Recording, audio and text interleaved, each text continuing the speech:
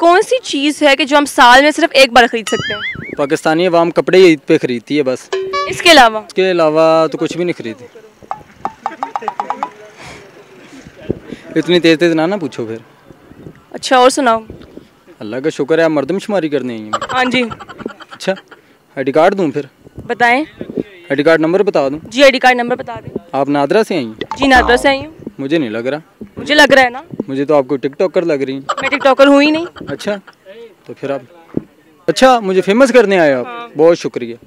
कितनी fan following है वैसे? हैं को 15। 15 क्या? 1500? फॉलोवर 15 हैं सिर्फ। सिर्फ 15? इस पे ही वायरल हूँ। क्यों? चवलों पे। कितने लोग जानते हैं? 4-5 ही है मेरे तो दोस्त बस। वही जानते हैं बस? वही काफ़ी है जी। अच्छा, मेरे सवाल का तो जवाब दे दो ना। सवाल पूछें।